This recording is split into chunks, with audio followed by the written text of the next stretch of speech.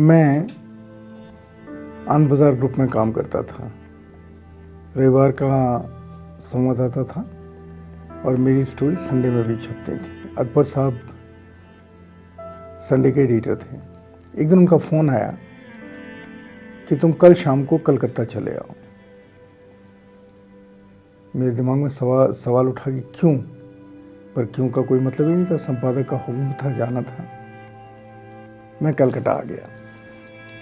अकबर साहब ने शाम को अपने घर पे बुलाया। शाम लगभग 8 बजे।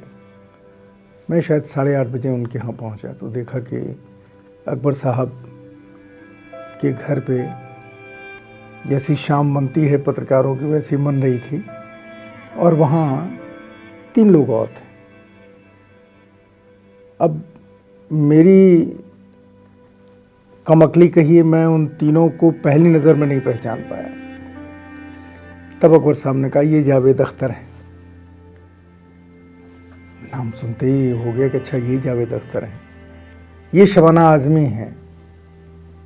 तो शबाना आज़मी भी नज़र में आ गई कि हाँ शबाना आज़मी है। तीसरे अकबर साहब के दोस्त वहाँ के असिस्टेंट पुलिस कमिश्नर थे कलकत्ता के। अब मैं समझा ही नहीं कि जावेद अख्तर, शबाना आज़मी और मैं क्यों इसमें बुलाया गया हूँ।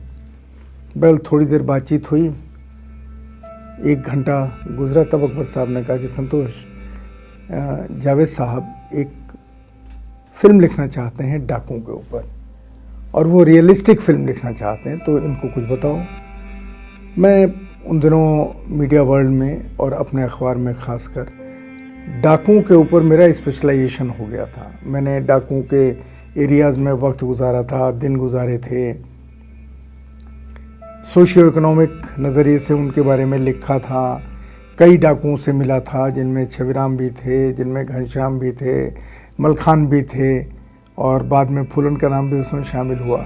तो मैं इन सब से मिल कर के इनकी लाइफ स्टाइल, इनके काम करने का तरीका, छोटे डाकू, बड़े डाकू, सबके साथ जो मेरे अनुभव थे वो अनुभव मैं लिखता था। तो अकबर साहब को लगा कि ये इनको सही राय दे पाएंगे। मैं गया वहाँ पे,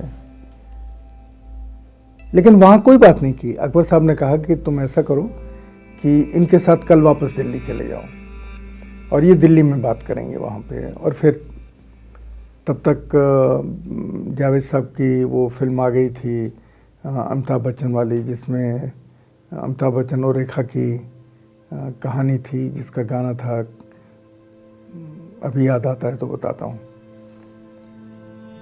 वो है ना जानम, जिसमें इस्तेमाल किया है शब्द,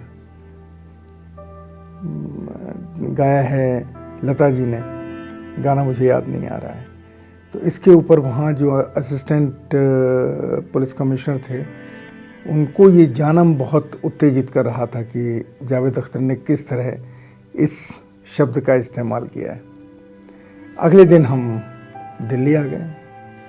दिल्ली में हमने जावेद अख्तर को जितनी मेरी जानकारी थी डेकोइट्स की साइकोलॉजी के बारे में, उनके रहन सहन के बारे में, उनके खाने पीने के बारे में, काम करने के, ऑपरेशन के तरीके के बारे में जितनी जानकारी थी मैंने बताया। उन्होंने जितना 2-3 घंटे के लिए पूछा। फिर जिन्होंने विनोबा जी के सामने और फिर जयप्रकाश जी के सामने डाकुओं का सरेंडर कराया था, जिसे हिंदी में आत्मसमर्पण कहते हैं, महावीर भाई अब हमारे बीच में नहीं हैं। मैंने जावेद साहब से कहा कि मैं उनसे भी आपकी मुलाकात कराता हूँ। अगले दिन उनको मैंने मिलवाया जावेद साहब से। अब जावेद साहब ने उनसे भी लगभग 2 घंटे के करीब बातचीत की और जितनी साइकोलॉजी हो सकती है वो उन्होंने समझ ली। उसके बाद वो लौट के चले आए और मैं ये मान के कि मैंने जावेद अख्तर को अच्छी खासी मदद कर दी है, फिर मैं इस किस्से को भूल गया। लगभग 6 महीने के बाद जावेद अख्तर का फ़ोन आया कि वो फ़िल्म तैयार हो गई है। मैंने पूछा फिर से कौन सी फ़िल्म? कहा वो जो कहानी आपने बताई थी उसके ऊपर मैंने फ़िल्म लिखी है, डकैत, जिसे राहुल रवेल ने डायरेक्ट किया है। तो फिल्म आने वाली है और यहाँ बम्बई में उसका शो होने वाला है, तो आ जाओ। तो जो प्रीव्यू वगैरह कहते हैं, मैं बम्बई चला गया। मैंने उस फिल्म को देखा। अब देख के मेरी सांस ऊपर की ऊपर, नीचे की नीचे, क्योंकि जावेद साहब ने सच्चाई को बिल्कुल कल्पना के ढांचे में डाल दिया था। अब मेरे साथ वहाँ एक पड़ोस में बैठे थे, उन्होंने पूछा कि ये कैसी आपको फिल्म लगी? कोई छोटा थिएटर था, प्रीव्यू थिएटर। तो मैंने कहा है तो बहुत अच्छी, लेकिन चंबल के बीहड़ों में डाकू नहीं दौड़ाए जाते।